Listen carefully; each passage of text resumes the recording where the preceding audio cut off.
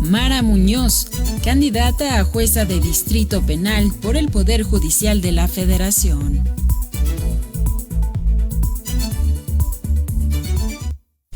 Muchas gracias por continuar en Informativo NTR y bueno, como usted ya escuchó, es momento de nuestra entrevista del día. Nos acompaña Mara Muñoz, ella es candidata a jueza de Distrito Penal por el Poder Judicial de la Federación. Mara, muy buenas tardes. Hola Landy, muy buenas tardes, muchísimas gracias por el espacio, un saludo a todo tu auditorio. Platícanos, pues ahora sí que cómo estás viviendo este proceso nuevo para todos. Por supuesto, es un proceso inédito en nuestro país, nunca se había llevado a cabo. De hecho, la figura de los jueces y las juezas pues es una figura muy lejana a la población, es una figura que además no quisiéramos encontrarnos porque las personas asociamos o asocian, asociamos, yo diría, me incluyo, en determinado momento el encuentro con el sistema de justicia, con la violencia institucional, con el retraso en los procesos, con la negligencia al momento de integrar las carpetas de investigación, con la falta de sensibilidad. Entonces todo eso evidentemente es un cúmulo de experiencias que se convierte en la voz popular y que en determinado momento de pronto le dicen a la población, pues ¿sabes qué? Tú los vas a elegir, tú las vas a elegir. Entonces, para empezar, ¿no? Es esa percepción de lejanía, de hermetismo de los jueces y las juezas. Y luego, pues también entender a bien qué es lo que hace un juez federal, una jueza federal, qué hace un juez local, entender que va a ser un proceso donde vamos a tener 9 boletas al mismo tiempo. Sí. Entonces, todo eso hace más complicada la elección. Evidentemente no es sencillo para la población porque cada boleta va a tener múltiples opciones. Sin embargo, yo creo que cuando la población se entera de qué va esta elección, qué es lo que está en juego, qué es lo que hace una jueza federal, pues interesa, porque al final de cuentas ahí está no solo la libertad de las personas, en mi caso que estoy contendiendo para ser jueza en materia penal, no solo la libertad de las personas, sino también en determinado momento su vida, porque una mala decisión de un juez o de una jueza puede afectar la salud, la vida de las personas, el patrimonio de las personas también está en juego. Entonces, pues son temas muy sentidos, muy necesarios para las personas y no es en determinado momento, como me decía una persona que cuando fui a la radio en Plateros, me decía, oiga, ¿y usted le va a regresar el favor a la gente que vote por usted como lo hacen los presidentes municipales? Y me pareció una pregunta muy inteligente realmente, ¿no? Muy aguda. Le digo, mire, un presidente y una presidenta municipal tienen en sus manos en determinado momento cumplirle, pavimentar la calle, cumplir, traer el agua a su colonia, que son derechos humanos y son necesidades básicas muy importantes. Le digo, pero imagínese nada más la trascendencia de un juez o de una jueza que tiene en sus manos la libertad, que tiene en sus manos el patrimonio, que tiene en sus manos la vida de las personas. Eso no se puede comprometer con una persona, eso es para todos y todas dar la garantía de la imparcialidad y de la integridad, y eso es lo que yo estoy poniendo en la mesa en esta elección. Muy bien, una parte pues es conocer todo este proceso que vamos a enfrentar ya en junio y también la otra parte es conocer a cada uno de los personajes que están contendiendo, porque acabamos de hablar o leímos ahí una parte de las limitantes que tienen ustedes para poderse promover. Ahora sí que ¿quién es Mara Muñoz? Sí. ¿Cuál es tu experiencia, ¿no? Dentro de la materia? Claro que sí, eso es muy importante. Yo tengo 25 años en la defensa de los derechos humanos, especialmente de las mujeres y las niñas. Para mí ha sido un compromiso luchar por 2 derechos en particular, que es el derecho de acceso a la justicia y el derecho a una vida libre de violencia. En ese tránsito, pues la vida me ha llevado a tener cargos públicos en el estado de Zacatecas. Fui la segunda directora del Instituto para las Mujeres en Zacatecas. Ahí siempre estuve, por supuesto, trabajando por el derecho a una vida libre de violencia, de acceso a la justicia. Creamos y promovimos la aprobación de la primera ley para prevenir y atender la violencia familiar en el estado de Zacatecas. En aquel entonces, hace 20 años, se decía que era un invento de nosotras, que queríamos dividir a las familias, cuando es un problema latente en nuestra sociedad. aún hoy en día y que evidentemente requiere una gran atención por parte del Estado. Esto dio origen al surgimiento de instituciones como el CABIS, como los Centros de Atención a la Violencia. Luego, también ya adentrándome a la materia penal, fui directora del Centro de Justicia para las Mujeres, me tocó hacer realidad esta política pública, crear los ministerios públicos especializados en delitos contra las mujeres por razones de género que no existían. Anteriormente las mujeres que vivían una violencia familiar, que vivían delitos de amenazas por parte de su pareja en un contexto de una relación de género, de una relación de asimetría, pues tenían que denunciar igual con un ministerio público que conocía de un robo de un vehículo que de un delito contra las mujeres por razones de género, como la violencia familiar, como las amenazas en ese contexto. Entonces, realmente fue un cambio que trajo una mejora sustantiva en la especialización de los ministerios públicos. Obviamente no se ha resuelto el problema porque siguen siendo las fiscalías un gran pendiente, pero ahí está la institución, se gestionó el recurso para la construcción del centro, se crearon las agencias especializadas en feminicidio y ahí yo tuve la posibilidad de estar en contacto con la materia penal de lleno. Tuve a mi cargo policía de investigación, tuve a mi cargo peritas y peritos, ministerios públicos, y eso me llevó a formarme en las técnicas de investigación de delitos de alto impacto como la violación y el feminicidio, que ya luego pues he ido afinando, acompañando como abogada a mujeres y niñas en situación de violencia de estos delitos principalmente, que tienen mucho que ver con los delitos federales que me tocaría conocer en caso de ser electa como jueza penal federal. Y bueno, pues también decir, en determinado momento hubo un proceso de selección para esta contienda, en donde yo tuve que pasar un examen de conocimientos en materia de derecho penal, específicamente delitos relacionados con la delincuencia organizada. Fue muy interesante ver cómo las preguntas las pude responder porque eran temas que se asociaban a las técnicas de investigación del delito de feminicidio, por ejemplo, algunas son similares. Entonces, pues esa es mi experiencia en materia penal, ha sido una experiencia construida principalmente ya adentrándome a la materia penal desde el 2013 hasta la fecha, pero siempre he estado desde que me gradué en el 2002 en contacto con el derecho de acceso a la justicia y a una vida libre de violencia. Yo creo que es interesante tener tu perspectiva fuera del Poder Judicial de la Federación, o sea, como participante que no estaba dentro como otros candidatos, ¿no?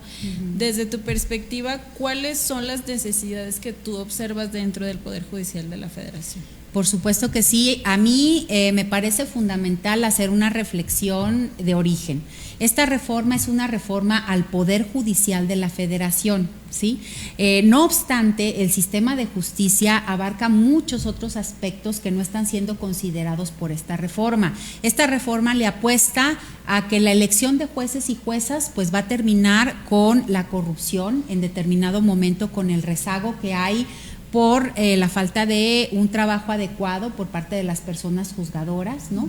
Entonces le apuesta a esa forma de elegir a través del voto a las personas juzgadoras para erradicar estos problemas. Le apuesta también al Tribunal de Disciplina Judicial para vigilar a la labor de las personas juzgadoras. Entonces digamos que tiene esas innovaciones, pero yo diría que el tema de la justicia en nuestro país se tiene que analizar desde el punto de vista del sistema de justicia, no solo del Poder Judicial, porque un juez o una jueza en determinado momento conoce, en materia penal, lo hago con lo preciso, conocen las audiencias de lo que la defensa y el Ministerio Público con la asesoría legal de la víctima le lleven a la mesa, ¿no? Es decir, el juez o la jueza no tiene la posibilidad de imponerse de la carpeta de investigación antes de la audiencia, no está permitido para no tener sesgos y no formarse un prejuicio al respecto. Entonces, ¿por qué? Porque el principio de contradicción, es decir, el debate que hay entre la defensa, entre el Ministerio Público y la asesoría legal es lo que forma la convicción, la opinión de los jueces y las juezas. Entonces, en ese sentido es importante decir, el sistema de justicia necesita una reforma desde la Defensoría Pública, porque gran parte de los casos en este país, las personas presuntas responsables son defendidas por un defensor público, y porque no tienen los recursos económicos, y eso hay que decirlo también. En las cárceles hay muchas personas que no tienen dinero para pagar una adecuada defensa, y muchos casos son injustamente llevados a prisión. Entonces hay que decirlo, las defensorías necesitan reforzar en términos numéricos a las personas defensoras, en términos de preparación, en términos de perspectiva, enfoque de derechos humanos, para que puedan hacer una adecuada defensa. Otro aspecto fundamental a reformar en el sistema de justicia, pues son las asesoras y los asesores legales. Falta perspectiva de género, en muchas ocasiones solo llegan a las audiencias a decir, pues me apego a lo que diga el Ministerio Público, y no hacen una adecuada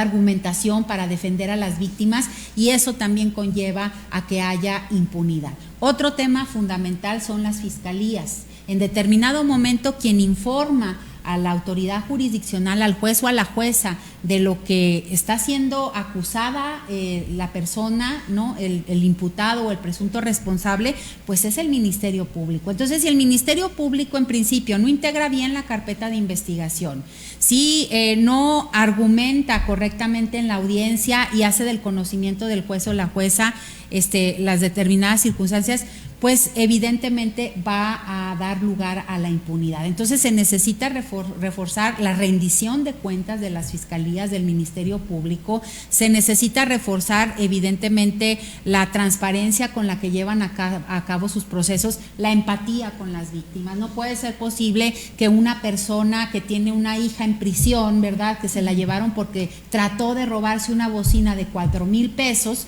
vaya al Ministerio Público con la venia del vicefiscal, y el Ministerio Público le diga, ¿sabe qué, señora? Vaya con su defensa y dígale que le diga a su defensor público cuánto debe su hija por la bocina que se quiso robar. Yo no se lo puedo decir ahorita. Entonces es verdaderamente indignante esa situación, ¿verdad? Que tenga que intervenir la abogada, en este caso yo, que está acompañando a la señora, ¿no? Que no soy su abogada es una defensora pública, yo no estoy en posibilidades ahorita de representarla, pero a lo que voy es, tengo que acudir al Ministerio Público y decirle, no es insensible. Si no está en un parque de diversiones, está joven, está en el Cerezo, dele la información para ver si se puede hacer un acuerdo reparatorio y no tengamos que esperar hasta el día de la audiencia, ¿verdad? Entonces, son cosas que humanamente se pueden hacer. Entonces, lo que yo digo es, la justicia no solamente es cuestión de tener las mejores leyes, no solamente es cuestión de tener los mejores procedimientos. Las personas que estamos en las instituciones o que queremos estar en las instituciones somos las que le damos un rostro humano, y en la medida que nosotros y nosotras tengamos la empatía de ponernos en los zapatos de la otra persona, vamos a poder hacer de mejor manera posible el acceso a la justicia, porque si no son puras palabras al viento y buenas intenciones que no se cumplen. Ahora, ¿qué estaría dentro de tus manos poder cambiar dentro del Poder Judicial? Pues en principio la imparcialidad, la autonomía y la integridad con la que se dicten las resoluciones. Otra es una cuestión fundamental, no puede ser que al día se tenga una audiencia, por ejemplo, en ciertos juzgados, ¿no? O sea, es decir, en ese sentido la justicia es pronta y es expedita, es decir, es rapidita, o no es justicia, ¿verdad? Porque si la persona tiene que esperar detenida porque el juez o la jueza pues no lleva a cabo la audiencia, pudiéndola materialmente llevar a cabo, y entonces estarla posponiendo porque tiene otras cosas o porque no atiende, pues evidentemente ahí estamos faltando a ese principio y a nuestra obligación ética de hacer las cosas bien. Entonces, eso para mí es fundamental. Otra cuestión que me parece fundamental es los procesos internos de administración del propio juzgado y del propio Centro de Justicia Penal Federal. Creo que hay muchas cuestiones que se pueden revisar para eficientar los procesos, ¿no? La manera en la que se notifica, en la que se da oportunidad de conocer las resoluciones, todos esos procesos se pueden simplificar, y yo creo que también una cuestión fundamental es el uso de la tecnología para hacer más eficientes los procesos, revisar de qué manera podemos hacernos valer de las herramientas tecnológicas para mejorar, para eficientar los procesos. Y otra cuestión fundamental que tiene que ver con pues el conocimiento de la perspectiva de género, del enfoque de derechos humanos y el conocimiento también jurídico penal de las personas que integran el equipo del juzgado en el cual yo aspiro poder ser jueza, y también por supuesto mía, ¿verdad? Una preparación, un estudio constante para poder hacer las cosas de la mejor manera. Claro. ¿Cuál ha sido la respuesta hasta este momento que has tenido de la ciudadanía? Pues yo estoy muy agradecida porque la verdad es que hay un sentido de la justicia muy profundo en la sociedad, y también es una sociedad que está profundamente agraviada por muchas cuestiones que viven en lo cotidiano o asuntos que se enteran que suceden en su barrio, que se los cuenta su familiar frente a las instituciones de justicia. Entonces creo que sí hay una necesidad evidentemente de repensarnos de manera muy profunda, no solamente quienes ya están en las instituciones, sino quienes queremos llegar y entender el gran compromiso que tenemos enfrente, ¿no? No es cualquier cosa, es una cosa muy, muy compleja. Entonces, en ese sentido, yo quiero ser pues corresponsable con esa confianza que me está brindando muchas personas, con esa necesidad de hacer las cosas diferentes. Estoy tratando pues de ver a la mayor cantidad de personas, de hacer reuniones en donde se me permite, por ejemplo, en universidades, en sindicatos, acudir a medios de comunicación, porque ustedes son, bajo su invitación, por supuesto, son un medio muy importante para poder llegar a la ciudadanía, acercar las propuestas, la reflexión, y pues en definitiva tratar por todos los medios que nos son permitidos llevar el mensaje. Ahora, en muchas ocasiones se minimiza o se ningunea la capacidad de reflexión y de conciencia de la ciudadanía, pensando pues que una campaña ni siquiera te da el tiempo para reflexionar con la gente, una campaña no es para difundir información, que la gente solamente va a votar cuando la llevan. Yo no creo en eso. Yo creo que la ciudadanía es sin duda ha promovido muchos cambios en este país en muchos niveles de gobierno y en muchas formas, pues gracias a la conciencia colectiva y gracias al ejercicio del voto consciente y libre. Evidentemente también existe la tentación en determinado momento del clientelismo, del acarreo, sí, pero yo creo y le apuesto a que todos los poderes reflexionen en esta elección sobre la importancia de legitimar la reforma al Poder Judicial con una elección libre, una elección consciente, una elección transparente. Mara, ya para cerrar, ¿algún mensaje final que te gustaría dar a todos que nos están escuchando y también explicar un poco del proceso que tendrían que hacer los ciudadanos al momento de acudir a las urnas? Sí, pues decirles que es muy importante su voto libre, su voto informado. Es muy importante que ustedes reconozcan la posibilidad histórica de decidir por primera vez quiénes van a ser los jueces y las juezas federales y locales y ejercer ese voto de manera consciente, libre e informada. Yo creo que es fundamental que en determinado momento se tomen un ratito de su domingo 1 de junio, vayan a las urnas, y si su decisión es votar por Mara Muñoz, la forma de hacerlo es en la boleta amarilla, que es para jueces y juezas de distrito, que somos los candidatos y candidatas a jueces federales, escoger el número 04 y ponerlo en los recuadros que están arriba del listado de mujeres candidatas. Ahí si le ponen 04 ya cuenta como un voto por Mara Muñoz. Y pues agradecerles la invitación al medio, muchísimas gracias, Lani, como siempre, NTR, abriéndonos las puertas y siendo objetivo en la manera de informar y agradeciendo también la atención del público. Mara, pues muchísimas gracias por acompañarnos. Buenas tardes. Buenas tardes.